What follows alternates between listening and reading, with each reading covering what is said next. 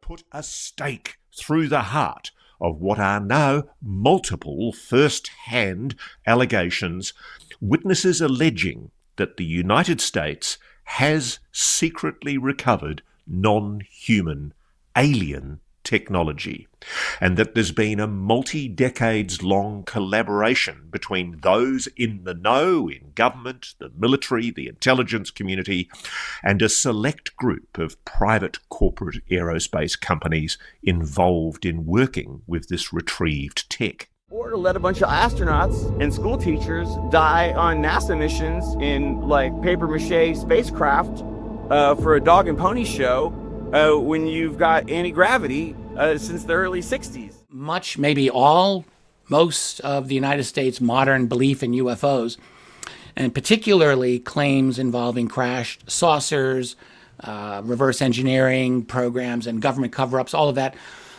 This did not originate from real encounters or from actual alien technology, but rather it originated from intentional disinformation campaigns conducted by the Pentagon during the Cold War and beyond. So yes, they were trying to make you believe in aliens.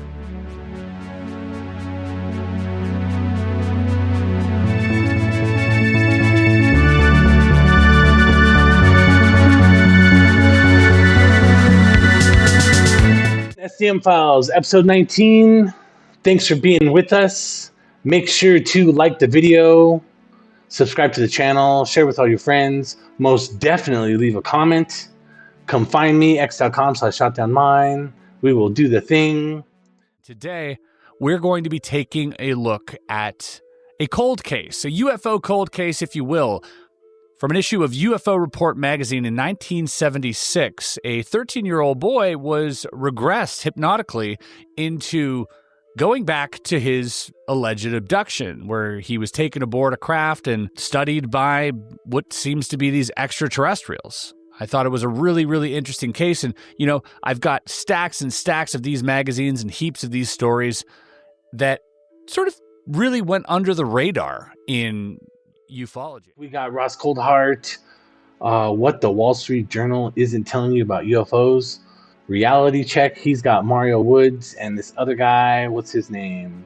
Heatherly, to basically take on the Wall Street Journal article by presenting the first person witnesses again, because the Wall Street Journal didn't take on the first person witnesses. They just kind of glazed over, especially the Maelstrom Air Force Base incident, but all of ufology, right? Weaponized, Jeremy Corbell, George Knapp, they are back. They've been gone for 2 weeks. Contacting the Desert. They talk about everything that they missed, which basically is Matthew Brown's comments on to Elon Musk and all the stuff around that. Jeremy Corbell's got a good 15 minutes here kind of explaining that. George Knapp's got a good 15 minutes at the beginning where he personally responds to the Wall Street Journal article. Part of their response is also they bring in their buddy who wrote Ready Player One and have a discussion about ufology in the 80 years of Pentagon disinformation on the subject. And so this is just another brick in the wall. Richard Dolan, also in the Beehive, Wall Street Journal article. His response is 40 minutes long and includes all sorts of nifty slides. Does a great job of kind of breaking it all down. It's the same kind of thing. They leave out what he says they leave out. They leave out all the first person stuff, but they also leave out everything else. The rest of the world, the global parts of ufology, specifically the very intense and well-documented Russian ufology program and programs over the last 80 years. Chris Ramsay does join the fray, but in a totally different way. He says he's not going to be a ufology ambulance chaser. There's enough of them. And instead, he's going to do a ufology cold case and gets deep into alien abduction case from back in the day and a bunch of other similar cases, especially descriptions of the aliens involved. His buddy, Jesse Michels, loses his shit, can't help it, does a 20-minute response to the Wall Street Journal article, clips in a bunch of his clips of all sorts of different people, including Mario Woods, and I guess that's where That's where I found Mario Woods before. It was on the Jesse Michels show and probably a bunch of other places, but I didn't want to say before I actually found him. So 20 minutes, pretty succinct. Fired up Jesse Michels. Loved the content. Think he should do more that's just like this. The Team B lineup, we got the Chris Cuomo Project with George Knapp and Jeremy Corbell. Basically more response to the Wall Street Journal article and the attack by the Wall Street Journal on ufology.